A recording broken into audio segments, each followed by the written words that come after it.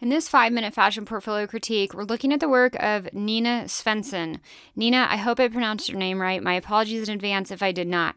Now, the first thing I want to note about Nhina is that she sent me her portfolio as a PDF in Dropbox, which is fantastic. I had a few other people submit for critiques who send with WeTransfer, and I personally really despise WeTransfer files because it forces me to download them in my desktop, and it also forces me to open a second email. There's multiple actions that I have to take as a recipient versus linking directly to the portfolio in Dropbox. I love this way to send your portfolio, and it's something I talk about in terms of my best tips on how to digitally share your portfolio without creating it as a website and my ultimate guide to creating your fashion portfolio. There's a link to that below, so check it out if you want to know exactly how I suggest you share your book digitally using Dropbox. So let's take a look at Nhina's work. Nhina's work is really fantastic. I love how she has it put together. We start with the original inspiration page, which is really understandable. I would love to see a little bit more. I'm having a little bit of a disconnect with some of this. These two photos here go together, and this kind of works, and these three kind of work, and these two kind of work, but I'm not totally sure how all of this inspiration is working into the finished designs. Again, always open for interpretation, but I would love to see this a little bit more cohesive based on the designs that we start to see on the next few pages. I also want to see some color inspiration. Where did the color palette for this collection come from? So show me, how did you end up at that finished color palette, and what is that finished color palette? You know, it's as simple as showing with a few different swatch circles of callouts of what your color palette is. So next up, we've got some great photos of Nhina's sketchbook, which again, they're rough, they're messy, they're behind the scenes. It doesn't matter. These pages don't have to be perfect, but I can really see her process as a designer, even down to some of the really rough sketches that she did based off of interpreting some of these architecture. I love this part. We now are actually starting to get some more inspiration and direction for her finished collection from some of these sketchbook pages, which is fantastic.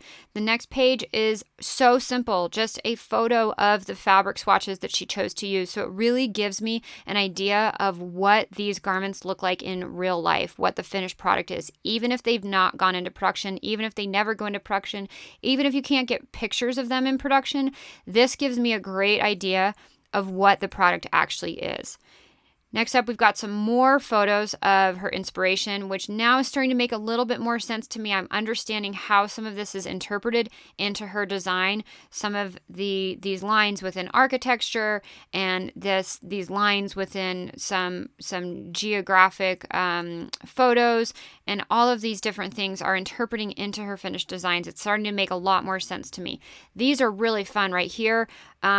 They're just, they're not the finished product. They're not hand sketches, but they're just these fun little mock-ups. Now, in real life, I don't think we ever really have the time to do these, but I appreciate seeing them, and I appreciate her having gone to the effort of putting these together for her portfolio. So I do really like how these kind of come across and just show what are maybe some like really, really, really rough interpretations of, okay, this fabric is for, this jacket thing here, and this is for the top, and this is the pants, however this is interpreted. I just think it's really cool and really fun. Not required, but definitely something unique that she's got in her book, and shows me her eye as an artist and as a designer.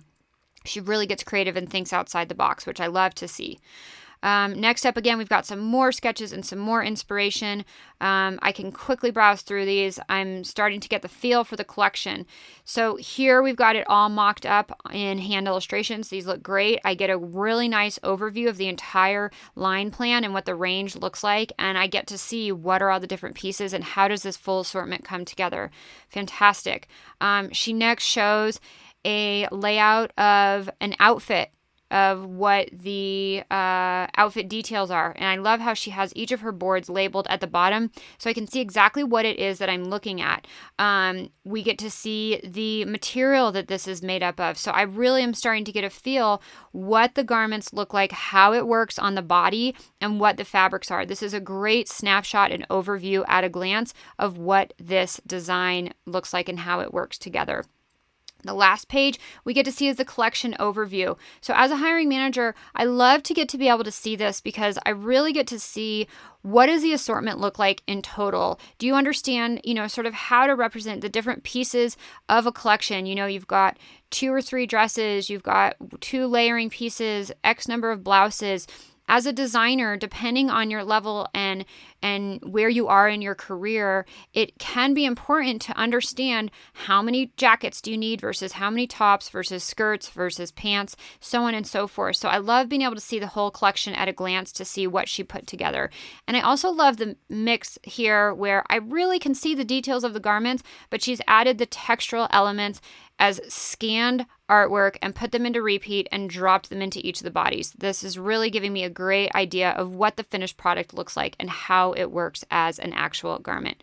So great job, Nhina. There's really not much that I would change in your portfolio. Maybe a little bit of color inspiration to show me the direction. I know there's not much color going on in this. It's a pretty muted palette. But if you are working with fabric swatches, even those could be shown as your color palette. You could have scans of 3 different color fabric swatches of nude, white, and maybe beige or whatever your colors are.